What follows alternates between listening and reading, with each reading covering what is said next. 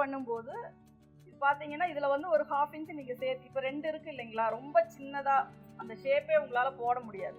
அதனால் ஒரு 1/2 வச்சு கூட நீங்கள் ஷேப் போட்டுக்கலாம். இப்போ பார்த்தீங்கன்னா இதில் 2 இன்ச்சு தான், 1.25 பக்கம் தான் இருக்குது. இப்போ நான் வந்து இதில் ஒரு 2.5 இன்ச்சுக்கு நான் ஸ்லீவ் கொடுக்குறேன். ஏன்னா ஒரு அளவாவது துணி இருந்தால் தான் அந்த ஸ்லீவனோட ஷேப் வந்து நம்ம மார்க் பண்ண முடியும். அப்போ நான் இதில் வந்து 2.5 இன்ச்சு நான் வைக்கிறேன். நீங்கள் மேக்ஸிமம் 2.5 வச்சிங்கன்னா போதும். Under arm. ஏன்னா ரொம்ப இப்போ இதெல்லாம் பார்த்தீங்கன்னா ரொம்ப பெருசாக இருக்குது இல்லையா, அதில் பார்த்தீங்கன்னா ரொம்ப சின்னதாக தான் வரும். ஏன்னா நமக்கு ஷோல்டர் அவுட்டரில் வரனால அப்போ வந்து ஒரு 2 வருதுன்னா ஒரு 1/2 இன்ச்சு நீங்கள் சேர்த்திக்கோங்க, 2.5 வச்சுக்கோங்க. அந்த பிளவுஸுக்கு நீங்கள் ஷோல்டர் மெஷர்மெண்ட் வந்து கம்பல்சரியே கிடையாது. நீங்கள் எடுத்தாலும் எடுக்கலைனாலும் பிரச்சனையே இல்லை. ஏன்னா நீங்கள் செஸ்ட் ரவுண்டை வச்சு தான் கால்குலேஷன் பண்ண போகிறீங்க. அங்கே வந்து உங்களுக்கு ஷோல்டர் மெஷர்மெண்ட் அப்படிங்கிறது தேவையே இல்லை இல்லையா. இப்போ வரைக்கும் நம்ம அதை யூஸ் பண்ணியிருக்கோமா. அதனால இப்போ காலருக்கு, போட் நெக்குக்கு, ஹை நெக்குக்கு இந்த மாதிரி வரும்போது மட்டும்தான் 1/2 ஷோல்டர் வேணும். அது ஆக்சுவலாக நம்ம எடுக்கிற மெஷர்மெண்ட்டை 1/2 ஆக்குனா போதும். அப்போ நீங்கள் ப்ராப்பராக எல்லாருக்கும் ஒரே மாதிரி எடுத்துட்டீங்கன்னாவே போதும். இப்போ ப்ளவுஸுக்கு வந்து நீங்கள் உள்ள தள்ளி எடுக்கணுங்கிறதே இல்லை. ஷோல்டர் அளவு எப்படி எடுப்போம் அப்படின்னா ரைட் டு லெஃப்ட் போன், அவ்வளோதான். அது மற்ற எல்லா கார்மெண்ட்ஸ்க்கும் அதுதான் செட் ஆகும். நம்ம க்ளோஸ் நெக் வைக்கிறது எல்லாமே 1/2 ஷோல்டர் தான். ப்ளவுஸுக்கு மட்டும்தான் செஸ்ட் ரவுண்டு வச்சு நம்ம டீப் நெக்குக்கு மட்டும்தான் செஸ்ட் ரவுண்டை வச்சு நம்ம கால்குலேட் பண்ணுறோம். இப்போ ஸ்லீவ் வந்து அதே மாதிரி தான். இது நம்ம ஷார்ட் ஸ்லீவ் வேணும்னாலும் சரி, கேப் ஸ்லீவ், எந்த ஸ்லீவாக இருந்தாலும் ஒரே இதுதான். அந்த அண்டர் ஆர்ம் மெஷர்மெண்ட் மட்டும்தான் நமக்கு முக்கியம். நான் இப்போ இதில் வந்து 2.5 இன்ச்சு வைக்கிறேன். ஏன்னா இதை விட கம்மியாக வச்சா நமக்கு வந்து அந்த ஒரு கேர்வ் கொடுத்து நம்ம கட் பண்ணவே முடியாது. அதனால் இது கொஞ்சம் ஒரு 2.5 இன்ச்சு மட்டும் வைக்கிறேன். அதில் எவ்வளோ மெஷர்மெண்ட் வருதோ அதே மெஷர்மெண்ட் இதுக்கு நான் அப்ளை பண்ணுறேன். 1.25 தான் வருது எனக்கு.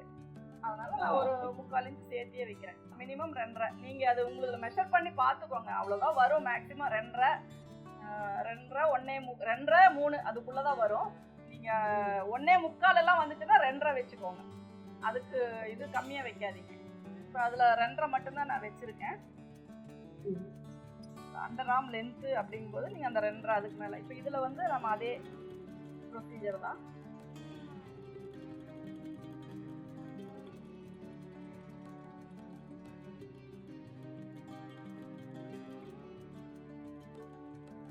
இது வந்து ரொம்ப இப்படி க்ளோஸாக தான் சின்னதாக தானே வரும் நமக்கு. ஏன்னா அந்த இவ்வளோதான் சின்னதாக தான் நமக்கு இந்த இடம் வரும். அதனால இவ்வளோதான் வரும்.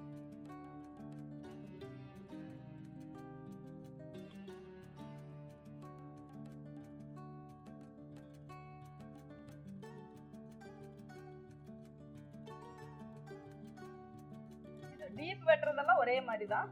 இதுல எப்படி இந்த ஷார்ப்பா கொண்டு வரீங்களோ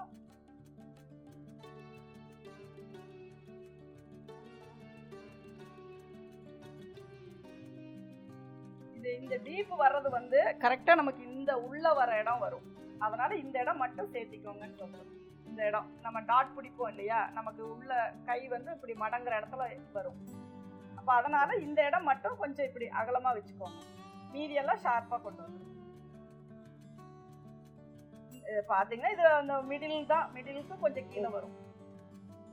நம்ம ட்ரெஸ் வேர் பண்ணும்போது கரெக்டா இந்த ஆம் ஹோல்ல பாத்தீங்கன்னா இந்த அக்கிளுக்கு மேல வரும். அப்போ வந்து நமக்கு கொஞ்சம் அந்த இடம் மட்டும் நமக்கு துணி நிறைய இருந்தா அந்த இடத்துல லூஸ் தெரியும். அதனால மட்டும் இங்க கொஞ்சம் சேர்த்து வெட்டுவோம், அவ்வளவுதான். எல்லாத்துக்குமே அதே தான். இப்போ இதுல மட்டும் பாத்தீங்கன்னா ஒரு 1/2 இன்ச்சை விட கொஞ்சம் அதிகமா வெட்டியிருக்கு.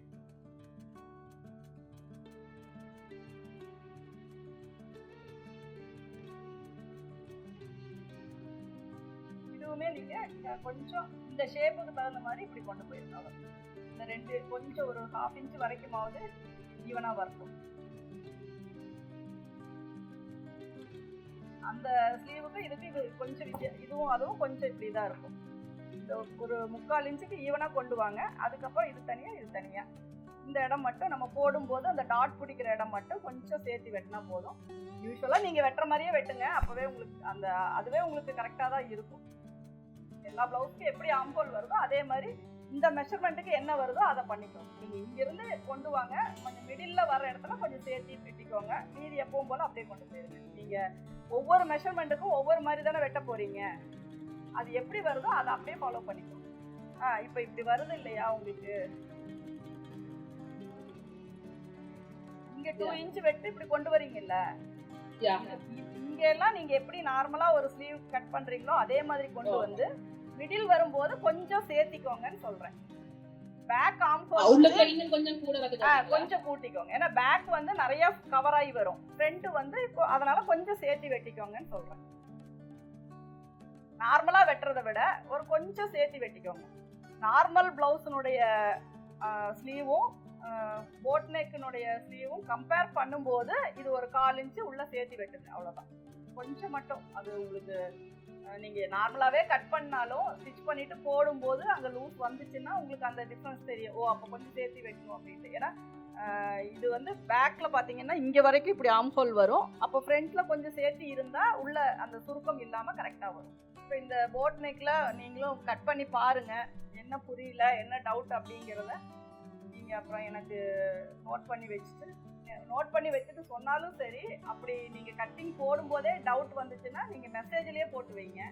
அப்போ வந்து அது எல்லாருக்குமே வந்து அந்த டவுட் வந்து ஈஸியாக தெரியும். அதுக்கப்புறம் நம்ம அதை எக்ஸ்பிளைன் பண்ணும்போது ஈஸியாக தெரியும்.